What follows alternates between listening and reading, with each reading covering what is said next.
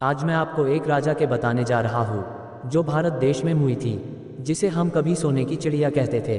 लेकिन अंग्रेज लोगों ने हमारा सारा सोना भारत से लुटकर अपने देश ले गए। लेकिन अभी भी भारत के कई हिस्सों में प्राचीन समय का बहुत सा खजाना गड़ा हुआ है, जिसे चोरी हो जाने के डर से जमीन में गाड़ देते थे और उनकी मौत के बाद वो सोना चांदी कहीं धरती के गर्भ में गड़ा हुआ रहता था। ऐसा ही एक घटना मध्य प्रदेश के दानगढ़ जिले के दंडिया खेड़ा गांव में हो रही है, जहाँ के एक आदमी को एक आत्मा ने बताया कि इस हवेली के नीचे सोना चांदी गड़ा हुआ है।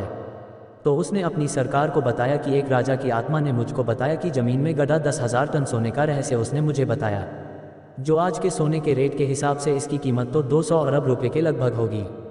कौन थे राजा राम बख्श? कहाँ से आया है यह सोना? कैसे मौत हुई राजा की? आइए इन सारे पहलुओं पर प्रकाश डालने के लिए इतिहासकार चंद्रकांत तिवारी के अनुसार क्रांतिकारी शूरवीर राजा ने सन 1857 की क्रांति के दौरान अंग्रेजों को जला दिया था। वह कौन थे और कब से वह इस किले में रह रहे थे, ये किसी को स्पष्ट मालूम नहीं था। यहाँ के इतिहासकारों की माने तो 4 जून 1856 की क्रांति में दिलेश्वर मंदिर में छिपे 12 अंग्रेज को जिंदा जला दिया था। इसमें जनरल डीला फौज भी मौजूद थे। कहा जाता है कि राजा चंडिका देवी के बहुत बड़े भक्त थे।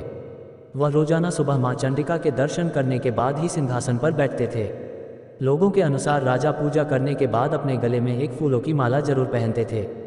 यही वजह है कि अंग्रेजों को जिंदा जलाने की सजा के रूप में फांसी की सजा सुनाई गई और उनको फांसी पर लटकाया गया, तो उन्हें कुछ नहीं हुआ। इस तरह 3 बार उनको फांसी दी गई मगर राजा को कुछ नहीं हुआ। तब राजा राम बख्श सिंह ने अपने गले में पड़े फूल की माला को उतार कर फेंका और यमुना से अपनी आगोश में लेने की प्रार्थना की। उसके बाद जब अंग्रेजों ने उनको फांसी पर लटकाया तब उनके प्राण शरीर से निकल गए थे और उस इंसान को जिस आत्मा ने बताया था वो आत्मा वही होगी। इसके बाद उस आदमी को थोड़ा बहुत रुपया मिला और सारा खजाना सरकार को मिल गया। आशा करता हूँ ये छोटी सी कहानी आपको पसंद आई होगी। कहानी पसंद आई हो तो लाइक, सब्सक्राइब और शेयर करें। इस कहानी पे आपकी क्या राय है हमें कमेंट में ज़रूर बताएं।